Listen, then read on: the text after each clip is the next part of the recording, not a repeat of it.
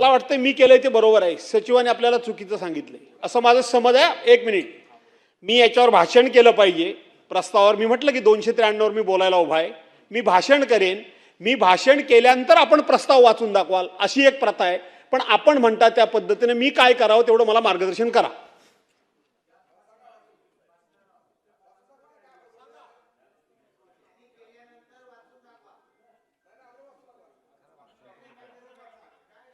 आपण कंटिन्यू करा. म्हणजे मी बोललो तेच बरोबर आहे अध्यक्ष महोदय. आपण त्याच्यानंतर हा प्रस्ताव वाचून दाखवायचा असतो. अध्यक्ष महोदय, 293 वर आपण या ठिकाणी सभागृहामध्ये चर्चा करायला उभे आहोत आणि हा प्रस्ताव पूर्णपणे शेतकऱ्यांशी संबंधित अशा प्रकारचा प्रस्ताव आहे. मी सांगितलं की शेतकऱ्यांची या महाराष्ट्रामध्ये काही दैना आहे. शेतकऱ्यांचं काही विदारक अशा प्रकारची परिस्थिती आहे.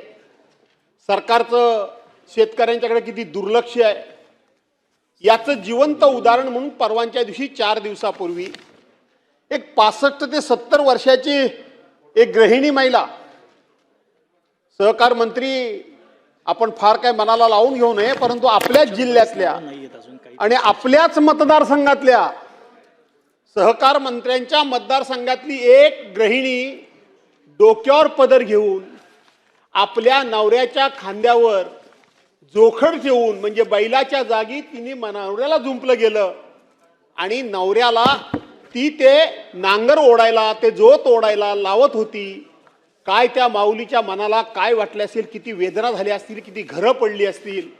परंतु आमच्या सरकारला मात्र त्या संदर्भामध्ये काहीही देणं घेणं नाही. तो विषय गांभीर्यानं आमचे सहकारी नानाभाऊ पटोळे यांनी मांडला. मांडण्याची कदाचित पद्धत थोडी फारच आक्रमक होती. आपण त्यांना सस्पेंड केलं. मला वाटतं मी केलंय ते बरोबर आहे. सचिवांनी आपल्याला चुकीचं सांगितलंय असं माझं समज आहे. एक मिनिट, मी याच्यावर भाषण केलं पाहिजे. प्रस्तावावर मी म्हटलं की 293 वर मी बोलायला उभा आहे. मी भाषण करेन. मी भाषण केल्यानंतर आपण प्रस्ताव वाचून दाखवाल अशी एक प्रथा आहे. पण आपण म्हणता त्या पद्धतीने मी काय करावं तेवढं मला मार्गदर्शन करा.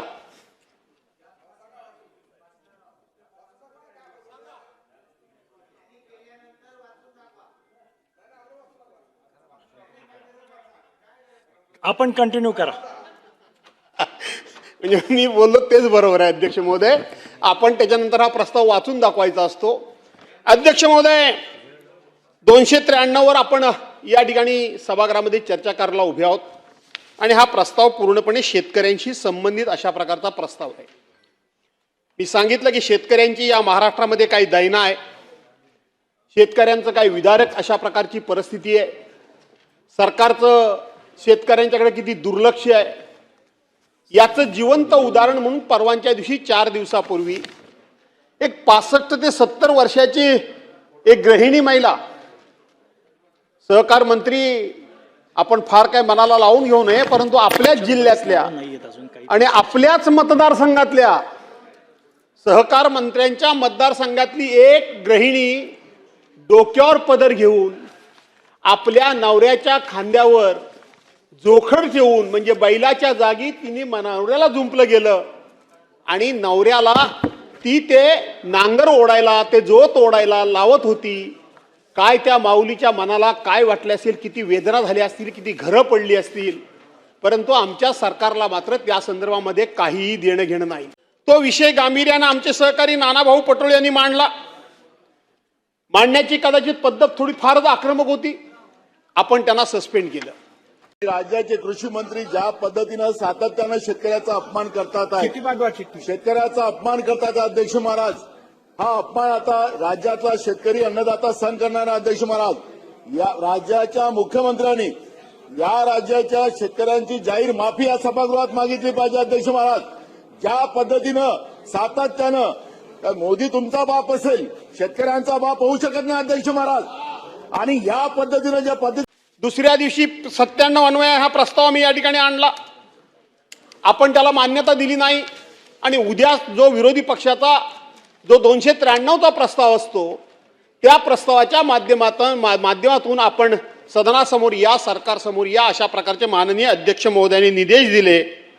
आम्ही सकाळपासून वाट बघत होतो की 97चा प्रस्ताव, याचा अर्थ असा की सभागृहासमोरचं सगळं कामकाज बाजूला सारून त्या 97 अन्वये नियम 97 अन्वये त्या प्रस्तावावर चर्चा सुरू करणं, याचाच अर्थ त्या प्रस्तावाचं गांभीर्य, याचाच अर्थ त्या प्रस्तावाची गांभीर्याने दखल सरकारनं किती घेतली आहे आणि त्या ज्याच्या बाबतीत ही दखल घेतली आहे त्याच्या बाबतीत त्या वर्गाला, त्या समूहाला त्या ठिकाणी संदेश जातो की आमच्या पाठीमागं कोणतरी आमच्या पाठीमागं उभं आहे, आम्हाला कोणाचा तरी आधार आहे. परंतु तशा प्रकारे काय आपण सरकार म्हणून त्या प्रस्तावाला चर्चेला काही मान्यता दिली नाही आणि म्हणून आता आपण या प्रस्तावासमोर त्या संदर्भामध्ये आपण चर्चा करतो आहोत. अध्यक्ष महोदय, आपण या ठिकाणी प्रस्तावामध्ये सुरुवातीलाच म्हटलेलं आहे की आपण अनेक ठिकाणी म्हणजे मे महिन्यामध्ये अवेळी पाऊस पडला आणि हा अवेळी पाऊस पडल्यामुळं अनेक ठिकाणी नदे नाले हे भरून वाहिले. नदे नाले आपल्या त्या ठिकाणी प्रवाह आहेत किंवा त्या एकंदरीत ते नाल्यांची एकंदरीत म्हणजे प्रवाहाची हद्द आहे, ती हद्द ओलांडून त्यांनी अनेक ठिकाणी तो पाऊस प्रचंड प्रमाणामध्ये पडल्यामुळं अनेक ठिकाणी नद्यांचं पाणी पात्राबाहेर गेलं, अनेक ठिकाणी दरडी कोसळून संपूर्ण जनजीवन विस्कळीत झालं. केळी असतील, पेरू असतील, द्राक्ष असतील, डाळिंब असेल, धान म्हणजे भात असेल, कांदा असेल, या सगळ्या प्रकारच्या शेतीचं पुरेपूर वाटोळं या ठिकाणी लागलं आणि शेतकरी हा पूर्णपणे हवालदिल झाला. अध्यक्ष महोदय, हा पाऊस अवेळी पडला. अशा पद्धतीचा पाऊस खरं तर अवेळी पडल्यानंतर पुन्हा पाऊस हा रेग्युलर पडतो, परंतु 14 मेला जो पाऊस सुरू झाला तो पाऊस जवळजवळ कायमच सुरू झाला. मध्यंतरी या पावसानं पूर्णपणे दडी मारली होती आणि दडी मारलेल्या पावसामध्ये सुद्धा आपण जर बघितलं तर या पावसानं खूप मोठी दाणादाण सर्वांची उडवलेली आहे. अध्यक्ष महोदय, आज आपण जर बघितलं तर 1 जानेवारी ते 31 मार्च 2025 पर्यंत या ठिकाणी 267 मराठवाड्यातल्या या आणि विदर्भातल्या शेतकऱ्यांनी आत्महत्या केल्या. 267 आत्महत्या विदर्भ आणि मराठवाड्यातल्या लोकांनी हे जानेवारी ते मार्च महिन्यापर्यंत केल्या आणि जवळजवळ गेले 15 वर्षभरामध्ये अनेक जवळजवळ हजारो शेतकऱ्यांनी अशा प्रकारच्या आत्महत्या केल्या. अध्यक्ष महोदय, आपण मागच्या निवडणुकीच्या पूर्वी या शेतकऱ्यांना आश्वासित केलं होतं, त्यांच्या अपेक्षा वाढवल्या होत्या, त्यांच्यासमोर फार मोठी स्वप्न उभी केली होती की आम्ही 7-12 कोरा कोरा कोरा कोरा आणि कोरा करू. कोरा कोरा कोरा केला, त्यांच्याकडून सत्तेवर येण्याचं काम केलं आणि आता आम्ही आमच्या सोयीनं या ठिकाणी सरकार सांगतंय की आम्ही शेतीला या ठिकाणी आम्ही शेतकऱ्यांचा कर्जमाफ तर करणारच आहोत, परंतु योग्य वेळेला आम्ही कर्जमाफ करू. योग्य वेळ म्हणजे कधी? निवडणुकीच्या पूर्वी तुम्ही लोकांना आश्वासनं दिलेत, ती आश्वासनं दिलीत, ती निवडणुकी करता दिलीत. आता पुढच्या निवडणुकीपर्यंत शेतकऱ्यांनी वाट बघायची का? तशाच पद्धतीनं अध्यक्ष महोदय, आपण महिलांना सांगितलं, महिला भगिनींना सांगितलं, लाडक्या बहिणी म्हणून सांगितलं की आम्ही 2100 रुपये तुम्हाला करून देणार आहोत. आता आपण म्हणता आम्ही बोललो नाही असं म्हणत नाही, परंतु योग्य वेळेला आम्ही देऊ. म्हणजे तुमची ही निवडणूक योग्य वेळ ही लोकांच्या भावनेशी खेळून निवडणुका जिंकणं म्हणजे योग्य वेळ. लोकांच्या भावनेशी खेळ करणं आणि सत्ता मिळवणं ही योग्य वेळ, अशा प्रकारचा संदेश एक महाराष्ट्रामध्ये गेलाय आणि हा केवळ संदेश नाही तर ही वस्तुस्थिती अध्यक्ष महोदय. आणि म्हणून आपल्याला या ठिकाणी या प्रस्तावाच्या माध्यमातून सरकारला उत्तर द्यावं लागणार आहे की आम्ही शेतकऱ्यांचं कर्ज नक्की कधी माफ करणार आहोत. आपली योग्य वेळ, ही योग्य वेळ म्हणजे ही वेळ कधी येणार आहे ही एकदा या महाराष्ट्रातल्या तमाम शेतकऱ्यांना आपल्याला सांगावं लागेल आणि शेतकऱ्यांना त्या ठिकाणी आश्वासित करावं लागेल. जो शेतकरी आत्महत्या करतोय, जो शेतकरी भयभीत झालेला आहे, जो शेतकरी बैलाच्या जागी स्वतःला जोताला जोडून घेतोय, त्याला आपल्याला या ठिकाणी आश्वस्त करावं लागेल. त्याला त्या ठिकाणी आपल्या सर्वांना एक निश्चित अशा स्वरूपाचा शब्द द्यावा लागेल आणि तो शब्द केवळ निवडणूक जिंकण्याकरता नाही. जिल्हा परिषद आणि पंचायत समिती या निवडणुका आल्या आहेत, नगरपालिका महानगरपालिकाच्या निवडणुका आल्या आहेत. अध्यक्ष माझ्याकडे बघितलं तर चालेल, तुम्ही आता तिथे अध्यक्ष म्हणून आहात, पक्षाचे आमदार म्हणून नाही आहात, त्यामुळं तुम्ही माझ्याकडे बघत असताना मी सरकारच्या विरोधात बोलतोय असं समजण्याच्या ऐवजी तुम्ही अध्यक्ष आणि मी सदस्य, तुम्ही अध्यक्ष आणि मी सदस्य असं आपलं नातं आहे. आणि म्हणून जरा माझ्याकडे बघितलं मी तर आपण चांगलं बोलताय म्हणून आपलं ध्यानपूर्वक ऐकतो म्हणून असं होय. आपल्याकडे बघतो. बरं बरं बरं. मग मला माहित नव्हतं हे आपलं बघण्याची पद्धत. होय होय होय, चालेल. आणि म्हणून अध्यक्ष महोदय, की आता जवळ जिल्हा परिषदेच्या पंचायत समितीच्या निवडणुका आल्या आहेत, नगरपालिका, महानगरपालिका, नगरपंचायतीच्या निवडणुका आल्या आहेत. म्हणून फक्त लोकांना गुळ लावण्याचं काम, त्यांच्या कोपराला गुळ लावण्याचं काम अध्यक्ष महोदय होता कामा नये या सरकारकडून. आणि म्हणून या सरकारनं केवळ निवडणुका जिंकण्याकरता म्हणून आम्ही लोकांच्या कोपराला गुळ लावत नाही. गुळ तर लावलाय पण कोणाच्या तोंडात काही जात नाही. अशा पद्धतीची सरकारची वागण्याची पद्धत आणि वृत्ती असता कामा नये अध्यक्ष महोदय. आणि म्हणून ठोस अशा प्रकारचा सरकारने या ठिकाणी शब्द अध्यक्ष महोदय दिला पाहिजे. अध्यक्ष महोदय, पर हेक्टरी या शेतकऱ्याला नुकसान भरपाई म्हणून सरकारनं किमान 50,000 रुपयाची तात्काळ मदत करण्याची गरज आहे. तात्काळ मदत करण्याची गरज आहे. अध्यक्ष महोदय, शेतकऱ्यांचे पंचनामे झालेले नाहीत. सकाळी या ठिकाणी सभागृहामध्ये इथं प्रश्न उपस्थित करत असताना कोणीतरी सांगितलं की जिओ टॅगिंगच्या माध्यमातून वगैरे, अरे जर रेंजच नसेल, तिथं जर नेटवर्कच नसेल, तर तुम्ही अशा पद्धतीनं ऑनलाईन पद्धतीनं हे पंचनामे तुम्ही करायला सांगितलेत. सरकारच्या वतीनं अध्यक्ष महोदय हे सांगितलं गेलं की आमचे तलाठी ट्रेंड आहेत, आमचे सर्कल इन्स्पेक्टर ट्रेंड आहेत, आमचे तहसीलदार ट्रेंड आहेत. आम्ही मान्य करतो, तुमचे सरकारी कर्मचारी, सरकारी अधिकारी जरूर ट्रेन असतील, पण सर्वसामान्य शेतकरी अजून पुरेपूर ट्रेन व्हायला आपल्याकडे अजून खूप वेळ आहे. अजून त्याला ट्रेनिंग देण्याची आवश्यकता आहे. अजून त्याला त्याच्या संदर्भामध्ये जाणीव करून देणं ही सुद्धा आपल्या सर्वांची गरज आहे. त्याचं प्रबोधन होणं गरजेचं आहे. आणि म्हणून हे पंचनामे केवळ आपण ऑनलाईन पद्धतीनं करण्याच्या ऐवजी ऑफलाईन देखील पद्धतीनं केले पाहिजेत.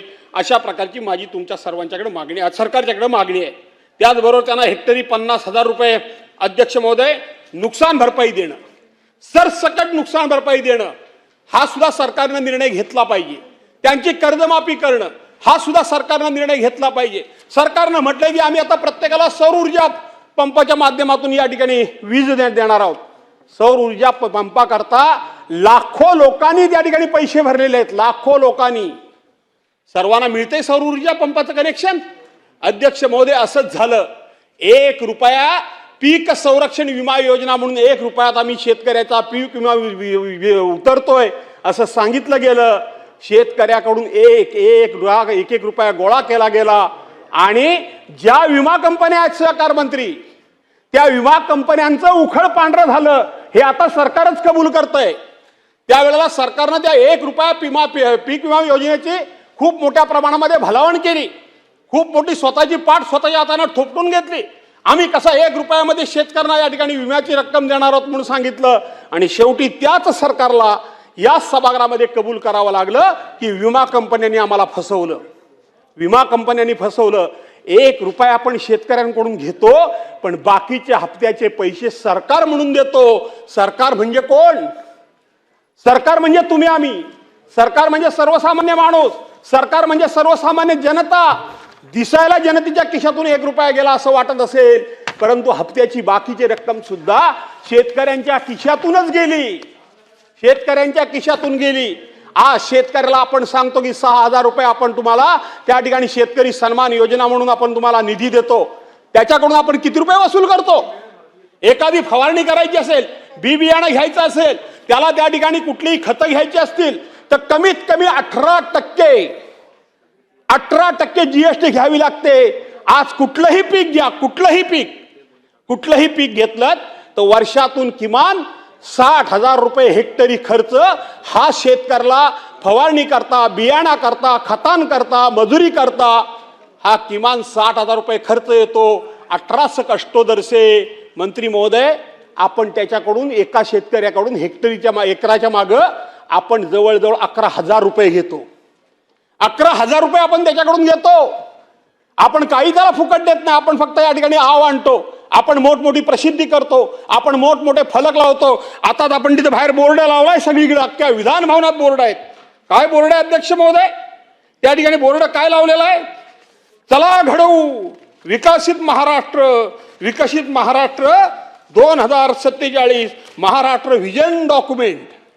मला कळत नाही तुम्हाला की सगळ्या ठिकाणी ही जाहिरातबाजी करायची तुम्हाला काय एवढी गरज काय? एवढं चांगलं काम तुम्ही करता, कुठलंही वर्तमानपत्र हातामध्ये घेतलं ते 3-4 फोटो तेच. अरे नवीन तरी फोटो सेशन करा, जरा नवीन पद्धतीचे फोटो काहीतरी येऊ द्या. तेच फोटो, 3-4 फोटो, ती हातामध्ये कसली तरी घेतलेली ती पुस्तकं, खाली काहीतरी जाहिरात. प्रत्येक वर्तमानपत्राला लाखो करोड रुपयाच्या जाहिराती तुमच्या. त्याच्यानंतर तुम्ही त्या ठिकाणी योजना दूत निवडणुकीमध्ये नेमलेत. ह्या योजना तुम्हाला आपलं जे पब्लिसिटी डिपार्टमेंट आहे, त्या पब्लिसिटी डिपार्टमेंटचं हे काम आहे की सरकारी योजनांची पब्लिसिटी करणं, सरकारी योजनांची जाहिरातबाजी करणं, सरकारी योजना या सरकारच्या माध्यमातून सर्वसामान्य माणसाच्या घराघरापर्यंत पोहोचवणं, त्या डिपार्टमेंटचं काम आहे. ते डिपार्टमेंट असताना तुमच्या ह्या रोज जाहिरातबाजी, असा एक दिवस नाही, असा टीव्हीचा एक चॅनल नाही की टीव्ही ऑन केला आणि तुमचे ते जाहिरातीचे फोटो दिसले नाहीत, असा एक दिवस नाही. ही जाहिरातबाजी पूर्वी सुद्धा काही कालावधी करता व्हायची, काही होत नव्हती असं मी म्हणणार नाही, पण त्याला काहीतरी टाइम लिमिट होतं, त्याला काहीतरी ठराविक एक कालमर्यादा होती. त्या जाहिरातबाजीला काही ना काहीतरी शेवटी मर्यादा असायच्या. रोज आता प्रत्येक वर्तमानपत्र, प्रत्येक चॅनलवर तुमची जाहिरात आहे. आणि म्हणून तुमचं हे व्हिजन डॉक्युमेंट, एका शेतकऱ्यानं आपल्या खांद्यावर नांगर घ्यावा आणि नांगर घेऊन त्यांनी त्या ठिकाणी नांगर ओढावा आणि त्याच्या पत्नीनं तो नांगर हाकावा, हे तुमचं व्हिजन डॉक्युमेंट, हे तुमचं व्हिजन, ही तुमची शेतकऱ्यांबद्दलची कणावा, ही तुमची शेतकऱ्याबद्दलच्या कळवळा, हे तुम्हाला शेतकऱ्याबद्दलचं प्रेम. अशा पद्धतीनं जाहिरातबाजीनं निवडणुका जिंकता येतात, परंतु राज्याची प्रगती, देशाची प्रगती अशा जाहिरातबाजीनं होत नसते. सर्वसामान्य माणसाच्या दुःखाच्या जाहिरातीबाजी करून चालत नाही, तर सर्वसामान्य माणसाच्या सुखदुःखाशी समरस व्हावं लागतं. आणि जो समरस होतो त्यालाच सर्वसामान्य माणसाच्या समस्या कळतात आणि तोच सर्वसामान्य माणसाच्या समस्या सोडवू शकतो. त्यामुळं पहिल्यांदा आपल्याला सर्वसामान्य माणसाच्या सुखदुःखाशी समरस व्हायला पाहिजे, ही माझी आपल्याला विनंती आहे. अध्यक्ष महोदय, मी कोकणातून आलो. कोकणाच्या बाबतीत बोलत असताना अध्यक्ष महोदय मला सांगितलं पाहिजे की यंदा 14 मेला पाऊस पडला. साधारणपणे अध्यक्ष महोदय 25 मेला इथं आमच्या ताई बसल्या आहेत, आपल्याकडे रोहिणी सुरू होते 25 मेला आणि 25 मेला आपल्या कोकणामध्ये पेरणी सुरू होते. पेरणी 25 मेला सुरू होते, मुहूर्त होतो. पण यंदा मुळातच पाऊस पडला तो 14 मेला पडला. 14 मेला अध्यक्ष महोदय पाऊसच इतका पडला की जिकडे तिकडे पाणी झालं. नदी नाल्या तमाम भरून गेले अध्यक्ष महोदय. नदी नाले. कोकणामध्ये एकच पिकी शेती आहे, दुबार शेती नाही. सरकारने जरी खतं दिली, बियाणं दिली, सरकारने कितीही मदत केली तरी दुसऱ्यांदा कोकणामध्ये पेरणी होत नाही. पेरणी करायला चान्सच नाही. सरकारने कितीही मदत करायचं म्हटलं तरी सुद्धा कर्ज कोकणातले लोक घेतच नाही. त्यामुळे त्यांच्या हप्त्यांचं रिशेड्युलिंग वगैरे होण्याचा प्रश्नच उद्भवत नाही. आणि म्हणून अध्यक्ष महोदय, यंदा कोकणामध्ये हे पाऊस अचानक पडला, नंतर 15 दिवस पाऊस गेला. थोडीशी पेरणी आम्ही केली नाही अशातला भाग नाही. माझी सुद्धा वेळेवर लावणी व्हायची, ती अजून लावणी झाली नाही. उद्यापासून मी जाणार आहे लावणीवर पुढचे 2-4 दिवस. हे नंतर अधिवेशन, नंतर बाकीचं सगळं, कारण मला माझी शेती केली पाहिजे. दुसरं खायचं काय, आणि शेतातलंच मी धान्य खातो हे सगळ्यांना माहिती आहे. आणि म्हणून अध्यक्ष महोदय, त्याला दुबार पेरणी करता म्हणून काहीही चान्स नाही, त्याला मदत करा. दुसरी गोष्ट अध्यक्ष महोदय, कोकणामधला आंबा, फणस, काजू हे साधारणपणे खऱ्या अर्थानं पूर्वी जो आंबा येतो तो काहीतरी कल्टार सारखं केमिकल वगैरे टाकून तो पिकवलेला आंबा असतो. पण जी पूर्वीची पिढीजात जी झाडं आहेत, वाडवडिलांनी पूर्वी जुनी लावलेली झाडं आहेत, या झाडांचा खरा ओरिजिनल आंबा कुठल्याही प्रकारचं खत न घालता, कुठल्याही प्रकारची फवारणी न करता जो आंबा पिकतो तो एप्रिलच्या शेवटच्या आठवड्यापासून आणि मेच्या पहिल्या आठवड्यापासून तो पिकायला लागतो. यंदा 14 मेलाच पाऊस पडला. आंबा जो होता नव्हता, मध्ये पाऊस पडला त्यामुळे त्याचा मोहर गेला, अतिउष्णता झाली म्हणून त्या मोहर करपला. आणि म्हणून अध्यक्ष महोदय, त्या आंबा बागायतदाराला सुद्धा आंबा मिळाला नाही. कोकणामध्ये पर्यटनाच्या माध्यमातून आम्हाला 4 पैसे मिळतात, परंतु मे महिन्यामध्ये संपूर्णपणे ही रस्त्यातली ती सगळी व्यवस्था विस्कळीत झाली. त्यामुळे पर्यटक सुद्धा कोकणामध्ये मोठ्या प्रमाणामध्ये जाऊ शकले नाही. तिथंही आमची अडचण झाली. अध्यक्ष महोदय, आणखीन एक अडचण मोठी झाली, ती मासेमारांची अडचण झाली. मासेमारी साधारणपणे आपण सरकारी नियमाप्रमाणे 1 जूनला बंद करतो. 1 जूनला बंद करतो, परंतु 14 मेलाच उधाण आल्यामुळं, 14 मेलाच समुद्र खवळल्यामुळं, 14 मेलाच या ठिकाणी अवकाळी पाऊस पडल्यामुळं त्यांना त्यांच्या होड्या बाहेर काढाव्या लागल्या आणि अध्यक्ष महोदय त्यांची मासेमारी सुद्धा बंद पडली. म्हणजे पर्यटन अडचणीत आलं, बागायतदार अडचणीत आला, शेतकरी अडचणीत आला, मच्छीमार देखील अडचणीत आला. मच्छीमार देखील अडचणीत आला आणि म्हणून त्याला पॅकेज दिलं पाहिजे. अध्यक्ष महोदय, पॅकेज दिलं पाहिजे. अध्यक्ष महोदय, रायगडमध्ये रब्बी पीक घेतलं जातं. रायगडमध्ये काही पावसाळी भात शेती होते. मी त्या एप्रिल मे महिन्यामध्ये त्या रस्त्यानं जात असताना डोळ्यातून पाणी आलं. सगळं शेत पिवळं धम्मक पिकलेलं होतं. सगळ्या शेतामध्ये भात तयार होतं. तुम्ही विदर्भातली मंडळी आमची धान म्हणते, आम्ही भात म्हणतो. हे सगळं भात तयार होतं, पिवळं धम्मक सगळी शेतं होती. वरून धो धो धो पाऊस पडला. अध्यक्ष महोदय, ते तयार झालेलं भात घेऊन जाणार कुठं? ते बाहेर काढणार कसं? त्याची कापणी करणार कशी? ते खाली कोसळल्यानंतर 3ऱ्या दिवसाला भात रुजतं, त्याला रुजतं अक्षरशः भात ते 3ऱ्या दिवशी. आणि म्हणून शेतकऱ्यांनी केलेली मेहनत त्याच्या डोळ्या देखत त्या ठिकाणी पूर्णपणे नाश पावली. रायगडमध्ये सुद्धा ही परिस्थिती निर्माण झाली. रायगडमध्ये ही परिस्थिती निर्माण झाली. आणि म्हणून मी मगाशी कांदा म्हटलं, पेरू म्हटलं, बाकी सगळं धान म्हटलं, हा जसा कांदा म्हटलं, असा जसा शेतकरी अडचणीत आलाय, तशाच पद्धतीनं अध्यक्ष महोदय कोकणातला शेतकरी सुद्धा पार अडचणीत आलाय. त्याला या ठिकाणी पॅकेज देण्याची गरज आहे. मी धन्यवाद देतो सरकारला की सरकारनं मध्यंतरी एक घोषणा जाहीर केली की आम्ही या मत्स्यमारीला शेती व्यवसायाचा दर्जा दिला. गेली 10-15 वर्ष अनेक वेळेला सभागृहामध्ये आणि सभागृहाच्या बाहेर आणि स्वतः मत्स्य विकास राज्यमंत्री असताना सुद्धा आपण प्रयत्न हा करत होतो की या मत्स्य व्यवसायाला शेतीचा दर्जा द्यावा, शेतीचा दर्जा मिळावा, म्हणून आपण प्रयत्न करतो. तो सरकारने दिलं. मी सरकारचं अभिनंदन करतो. पण अजूनही त्याच्यामध्ये स्पष्टता नाही. अध्यक्ष महोदय, तुम्ही त्या मत्स्य व्यवसायाला शेतीचा दर्जा दिला म्हणजे काय केलं? त्याची काय स्पष्टता अजून कुठे दिसत नाही. त्या संदर्भातला GR निघालेला कुठे वाचनामध्ये येत नाही. ज्याच्या नावानं तुम्ही हे सगळं जाहीर करता, ठीक आहे, दुसऱ्याला चांगलं म्हणण्याची आपल्याकडे प्रवृत्तीच नाही. श्रेय तुम्हाला जरूर घ्या. आमच्या मच्छीमारांना त्याचा फायदा झाल्याचे कारण ज्या माणसानं कधी तो प्रश्न मांडल्याचा मी कधी ऐकलं सुद्धा नाही, त्याचं नाव सुद्धा ऐकलं नाही, त्याच्या नावानं तुम्ही शेती, त्याच्या मागणीमुळं, त्याच्या पाठपुराव्यामुळं, त्याच्या भाषणामुळं, त्याच्यामुळं आम्ही त्याला मत्स्य व्यवसायाला शेतीचा दर्जा दिला म्हणून तुम्ही जाहीर केलं. आम्हाला आनंद आहे. पण त्या धोरणासंदर्भामध्ये तुमच्यामध्ये स्पष्टता येण्याची गरज आहे आणि म्हणून ती स्पष्टता सुद्धा यावी अशा प्रकारची मी या ठिकाणी विनंती करतो. अध्यक्ष महोदय, शेतकऱ्यांच्या बाबतीत तुमचे लोक काय म्हणतात? स्वतः मंत्री महोदय काय म्हणतात? मंत्री महोदय शेतकऱ्याबद्दल भाषा वापरत असताना काय वापरतात? अध्यक्ष महोदय, त्या शेतकऱ्याच्या दुःखावर फुंकर घालण्याच्या ऐवजी, त्या शेतकऱ्याला दिलासा देण्याच्या ऐवजी, त्या शेतकऱ्याच्या पाठीवर मायेनं हात फिरवून लढ म्हणण्याच्या ऐवजी त्याची टिंगलटवाळी करणं, त्याची चेष्टा करणं, त्याची कुचेष्टा करणं, अशा पद्धतीनं चेष्टा करण्याचं काम हे स्वतः कृषी मंत्री करतायत. एक शेतकऱ्यांची चेष्टा करत असताना शेतकरी कर्जमाफीच्या पैशातून काय मुलीचे साखरपुडे करायचे आहेत काय? अरे, शेतकऱ्यांना काय मुलीचे साखरपुडे करू नयेत का? शेतकऱ्यांना आपल्या मुलाबाळांचे मुलीबाळींच्या लग्नाची स्वप्न कधी बघू नयेत का? शेतकऱ्यांना कधी आपल्या मुलीबाळींचं लग्न हे विनाविघ्न पार पडलं, विना कर्ज पार पडलं, न आत्महत्या पार पडलं आणि ते पडावं अशा प्रकारचं शेतकऱ्याने स्वप्न कधी बघू नये का? अध्यक्ष महोदय, विचार केला पाहिजे. लग्न करतात आजकाल भिकारी. नाही, तुम्हाला द्यायचं बोलायला सांगितलं अध्यक्षांनी. अध्यक्षांच्याकडे आम्ही अशी परवानगी घेऊन आलो. 4ला प्रस्ताव सुरू करत असताना माझं झाल्यानंतर इकडून 2 जण बोलतील. कंटिन्यू आपण खात्री करून घ्या. आम्ही काय म्हणतो असं नाही, खात्री करून घ्या.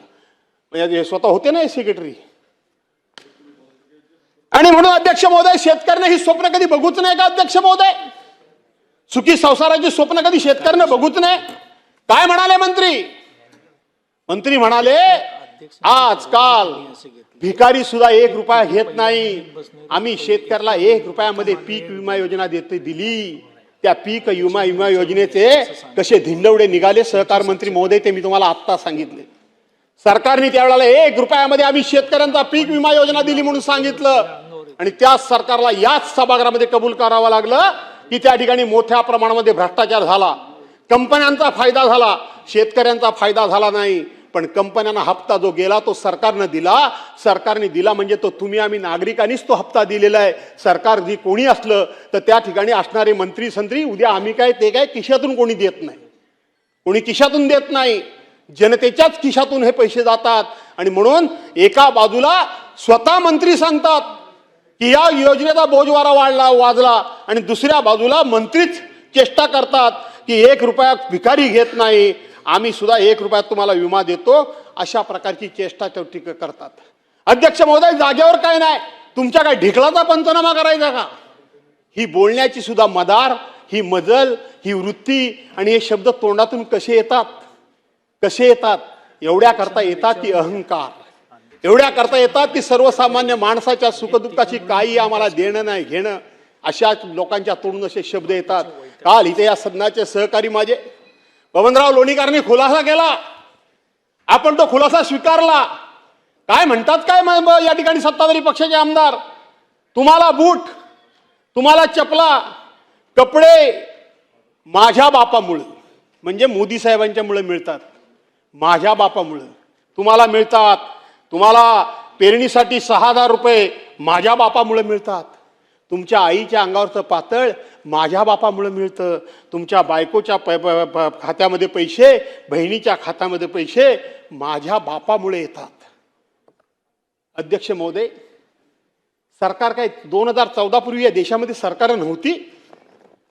2014 पूर्वी या देशामध्ये सरकार नव्हती? 2014 नंतर सरकार आली, याच्या पुढे सुद्धा काही सरकार येणार नाहीयेत. ही लोकशाही आहे, ही अजरामर राहिली पाहिजे. याकरता म्हणून आम्ही सगळ्यांनी काम केलं पाहिजे, झटलं पाहिजे. आणि आमची सत्ता आहे, आम्ही त्या पक्षाचे पदाधिकारी आहोत, आम्ही त्या पक्षाचे आमदार खासदार आहोत, म्हणून अशा प्रकारची भाषा करून कोणाचा तरी उपमुर्द करण्याचा अधिकार आम्हाला कोणी दिला? अशा प्रकारचे शब्द आमच्या तोंडून कसे येऊ शकतात? शेवटी माणसानं मोठेपणा त्याच माणसाला शोभून दिसतो की ज्याच्यामध्ये नम्रता असली पाहिजे. अरे फळझाड, एवढं मोठं फळझाड ज्यावेळेला लागतं, ज्या वेळेला ते बहरतं, त्याच्यावर अनेक फळं लागतात, त्यावेळेला ते फळझाड असं ताट उभं राहत नाही, ते फळझाड वाकतं, ते झुकतं. याचा अर्थ त्या मुक्या फळझाडाला सुद्धा माहिती असतं की आज जरी मी फळांनी बहरलेला असेल तरी सुद्धा मला फुलं यावीत, मला फळं लागावीत, मी फुलांनी भरावं म्हणून कोणाचे तरी हात माझ्याकरता राबलेले आहेत. कुणीतरी माझी मशागत केलेली आहे, कुणीतरी माझ्या बुंदामध्ये 4 खताचे दाणे टाकलेले आहेत, कुणीतरी झारीवर पाणी माझ्या बुंदामध्ये टाकलंय, म्हणून मी बहरलोय, म्हणून मी फुला चालूय. हे त्या मुक्या झाडाला कळतं, ते आमच्यासारख्या चालत्या बोलत्या माणसांना का कळू नये? कशा करता हा अहंकार? सत्तेमध्ये काय आपणच फक्त आलो की काय? यापूर्वी देखील अनेक लोक होऊन गेले, याच्यानंतर देखील होणार आहेत. हे लक्षात ठेवा, तुम्ही हे लक्षात ठेवा. हे लक्षात आपण सर्वांनी ठेवलं पाहिजे. म्हणून मी म्हटलं की लागत्या फळाच्या झाडाप्रमाणे सत्ताधाऱ्यांनी नम्र असलं पाहिजे. खोपडे सरकार, तुम्ही या सभागृहामध्ये इकडे पण बसत होतात, इकडे आम्हीही बसत होतो. इकडे नाताभाऊ खडसे होते, विरोधी पक्ष नेते, बरोबर आहे. बाजूला सुधीर भाऊ बसलेले असायचे, त्याच्या बाजूला गिरीश भाऊ बसलेले असायचे, त्याच्या बाजूला गिरीश भाऊ बापट बसलेले असायचे, बरोबर आहे. आणि देवेंद्रजी बसलेले असायचे, त्याच्या बाजूला गिरीश भाऊ बापट बसलेले असायचे. हे काँग्रेसवाले हे मंत्रिमंडळामध्ये होतो, आम्ही मंत्रिमंडळामध्ये होतो. मी सुद्धा कधी कधी एक्साइट व्हायचो. इतकं हे लोक बोलायचे, आज एक शब्द ऐकून घेत नाहीत तुम्ही. इतकं बोलायचे, सरकारला एवढे अस्लाद्य शब्द वापरायचे. शिवीगाळा शब्द मी वापरत नाही, मी अस्लाद्य वापरतोय. एवढे वापरायचे हे काँग्रेसवाले, हे मंत्री संत्री. एकदा असा कान आणि एकदा असा कान, बडबडायचं किती ते बडबडा. मी स्वतः असं म्हणायचो, अरे काय एवढं ऐकून घेता, कशा करता ऐकून घेता, काय काय ते बोलले. त्यावेळेला हेच लोक मला समजावून सांगायचे, हे जयंतराव बाजूला बसलेले आहेत, असू दे, आपण सत्तेमध्ये आहोत, आपल्याला अनेक ठिकाणी न्याय मागायला जागा आहे, आपल्याला अनेक ठिकाणी आपली कामं करून घ्यायला जागा आहे, आपल्याला सत्तेचा आधार आहे. त्यांना आधार कोणाचा आहे? त्यांना आधार कोणाचा आहे? किमान त्यांना बोलण्याचं समाधान सत्ताधाऱ्यांना मिळतंय, बोलू देत. आपण सत्ताधारी आहोत, आपण ऐकून घेतलं पाहिजे, हे लोक मला सांगत होते आणि हे लोक वाटेल ते बोलत होते. समजून घ्या, सत्ताधारी पक्ष आणि विरोधी पक्ष याचं नातं कसं असलं पाहिजे. समीरजी, कुणाल, तुम्ही पण आपण एकत्रच काम केलेलं आहे. हसताय तुम्ही, ठीक आहे, परंतु आपण एकत्रच काम केलेलं आहे. हे सगळं आपण ऐकलंय. अनेक मंत्री आपण बघितले, अनेक मुख्यमंत्री बघितले, अनेक अध्यक्ष आम्ही बघितले. नाही अशातला भाग नाही. पण अशा प्रकारची भाषा वापरण्याचा अहंकार, आणि मला त्यांना कोणीतरी झापलं, त्यांना कोणीतरी बडबडलं, त्यांना कोणीतरी तंबी दिली, त्यांना कोणीतरी सस्पेंड केलं, असं कुठं ऐकायला मिळालं नाही. पण नाना भाऊ नुसते तिथं डायसवर गेले, एका मिनिटात सस्पेंड. एका मिनिटात सस्पेंड तुम्ही केलं. कधी केलं? अध्यक्ष सातत्यानं मी त्याच्यावर बोलणं बरोबर नाही. माननीय मुख्यमंत्री महोदय म्हणतात की नाना भाऊंनी माफी मागितली पाहिजे, पण माफी मागण्याचा अवधी सुद्धा आपण त्यांना दिला नाही. माफी मागण्याचा अवधी सुद्धा दिला नाही. म्हणून अध्यक्ष महोदय, या ठिकाणी शेतकऱ्यांच्या बाबतीत फक्त आणि फक्त भाषण करून पोट भरणार नाही. अध्यक्ष महोदय, भाषण करून पोट भरणार नाही. एक माझ्या कोकणातला आणखीन एक विषय मला मांडला पाहिजे. इथं मंत्री महोदय कोकणातले बसलेत, किती गांभीर्याने घेतात मला माहित नाही, पण ऐकतात बऱ्यापैकी माझं. आपण काजू बोर्ड काढण्याचा इथे घोषणा जाहीर केली आपल्या सरकारने. आपण गेल्या वर्षी काजू बिला प्रत्येक किलोच्या पाणीमागे 10 रुपये अनुदान द्यायचं घोषणा आपण केली. सहकार मंत्री, तुम्ही ऐकून घ्या, तुमच्या खात्याशी हा संबंधित विषय. सभागृहामध्ये उत्तरामध्ये सांगा तुम्ही. ते 10 रुपये कोकणाला किलो मागे देण्याची घोषणा केली, पण प्रत्यक्षपणे त्या संदर्भातला GR, त्या संदर्भातली ऑर्डर कधी गेली? काय मंत्रिमंडळामध्ये बसून करताय? ऑर्डर गेली जुलै महिन्यामध्ये. योगेशजी, जुलै महिन्यामध्ये गेली. आपली काजू जून महिन्यामध्ये राहते का शिल्लक? मेच्या एंडलाच काजू संपून जातो ना. जुलै महिन्यामध्ये ऑर्डर गेली. ऑर्डर काय गेली? की आम्ही किलोला 10 रुपये तुम्हाला अनुदान देणार आहोत, पण आम्हाला जीएसटीचं बिल द्या. जीएसटीचं बिल? अरे किरकोळीमध्ये भैयाना काजू लोक देतात, जीएसटीचं बिल देणार कुठं?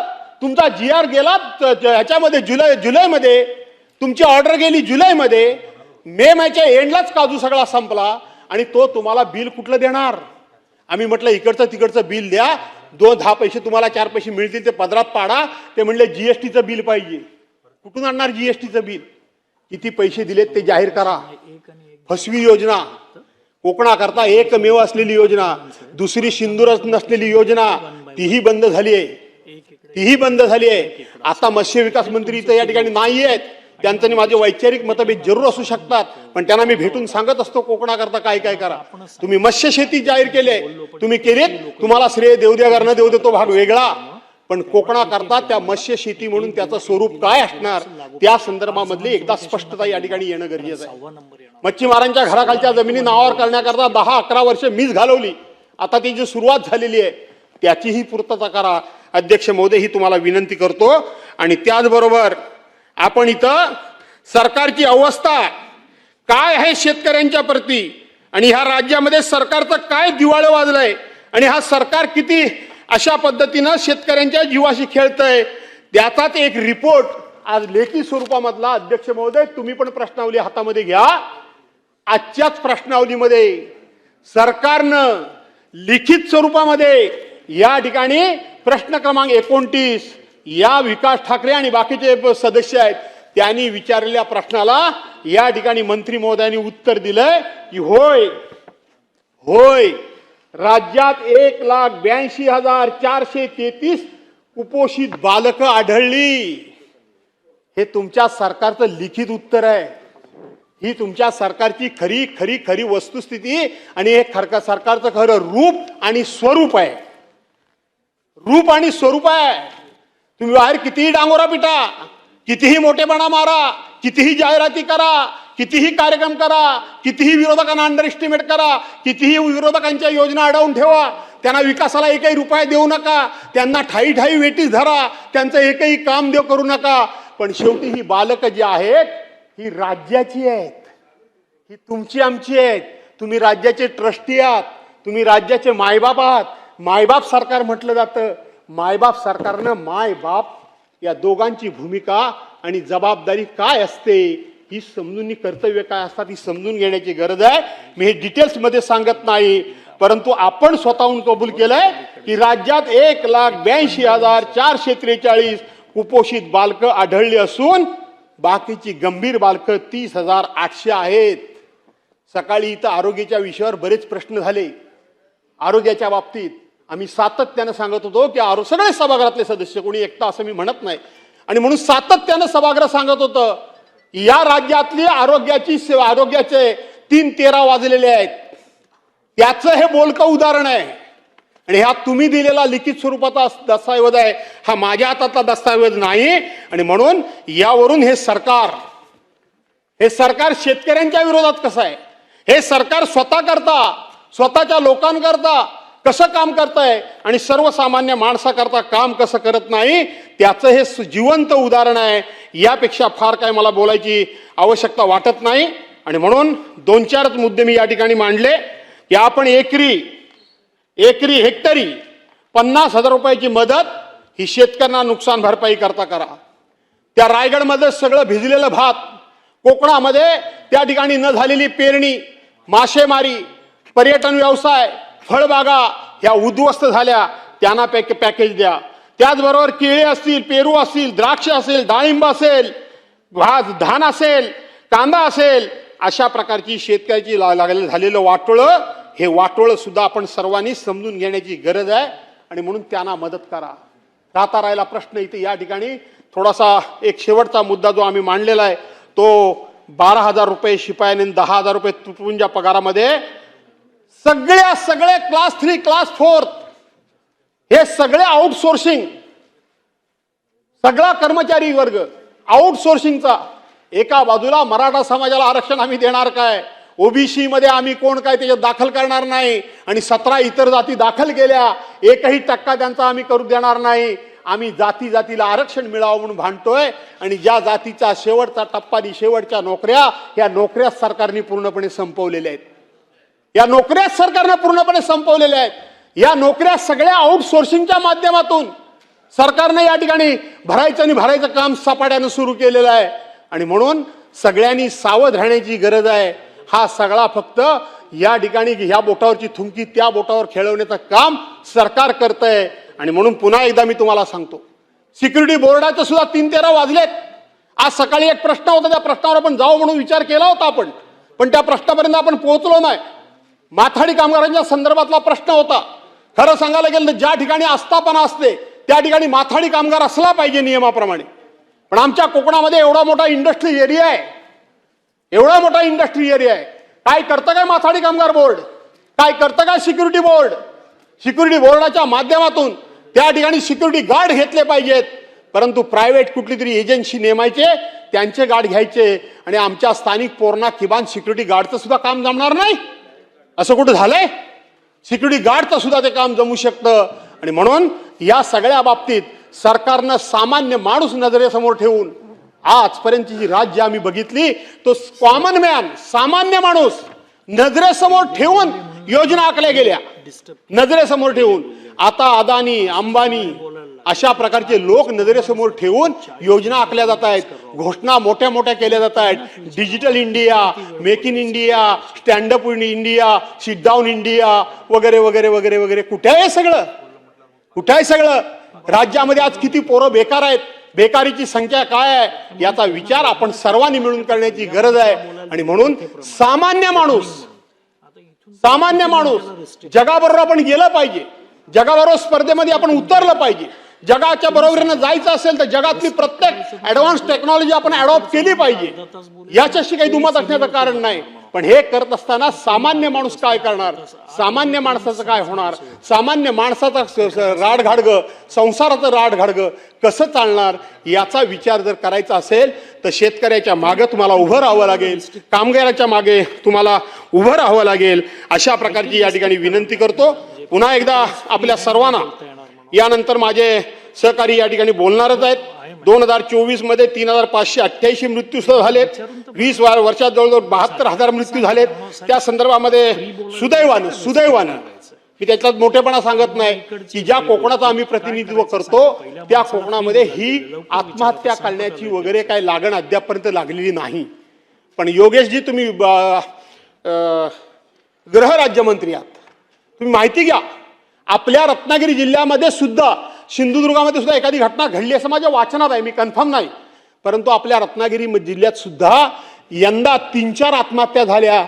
त्या 3-4 सुद्धा जसं इकडच्या भागामध्ये तसंच त्या भागामध्ये आपल्याकडं हताश होऊन खिशामध्ये पत्र लिहून ठेवलं की कर्जबाजारीपणामुळं, शिक्षण घेऊन नोकरी नसल्यामुळं, शिक्षण घेऊन लग्न कार्य होत नसल्यामुळं, शिक्षण घेऊन मी माझ्या आईवडिलांना कुठेही मदत करू शकत नसल्यामुळं मी हताश होऊन आत्महत्या करतोय. अशा 3-4 आत्महत्या सुद्धा आपल्याकडे झालेल्या आहेत. मी त्या आत्महत्या झालं असं अजूनही म्हणायला तयार नाही, पण तरी सुद्धा तुम्ही गृहराज्यमंत्री आहात, माहिती घ्या, तुमची ही जबाबदारी बनते की अशा पद्धतीनं जर कोणतरी निराश होऊन हताश होऊन जर या निर्णयाप्रत जात असेल तर आपल्याला समाज प्रबोधन करावं लागेल. आपल्याला त्या ठिकाणी तू अशा पद्धतीनं आत्महत्या करू नकोस. जीवनामध्ये संघर्ष अनेकांच्या वाट्याला येतो, का आपल्याच वाट्याला येतो अशातला भाग नाही. तो संघर्ष आपण करू, परंतु असं सहजासहजी त्या संघर्षाच्या पुढे आपण गुडघे टेकून आत्महत्या करणार नाही. हा आत्मविश्वास त्याच्या मनामध्ये जागवावा लागेल. आणि म्हणून ही जबाबदारी आपली आहे. आपण केवळ राजकारणाकरता एकमेकांवर आरोप टीका करणं त्या तेवढ्या पुरेशा ठीक आहेत, पण कायमस्वरूपी त्याच्यात अडकून पडू नका. तरुण आहात, तुम्हाला जर भवितव्य तुमचं घडवायचं असेल तर ह्या ठिकाणी आरोपातून तुमचं काही भवितव्य घडण्यातलं नाही. मी तुम्हाला आजच सांगून टाकतो, काहीतरी विधायक काम करा, चांगलं काम करा, जे आपल्या कोकणाच्या फायद्याचं आहे, आपल्या कोकणाच्या हिताचं आहे.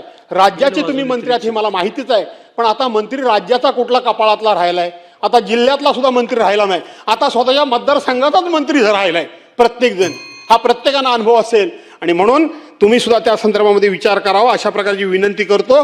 आणि ह्या 293च्या माध्यमातून या सरकारनं अहंकार सोडावा, मुजोरी सोडावी, शेतकऱ्यांचा उपमर्द करणं सोडावं, शेतकऱ्यांना नांगराला जुंपण्याचं पाप या सरकारनं करू नये, शेतकऱ्यांना मदत करावी आणि शेतकऱ्यांचे आशीर्वाद घ्यावेत अशा प्रकारचा आग्रह करून मी माझे विचार थांबवतो. जय हिंद, जय महाराष्ट्र.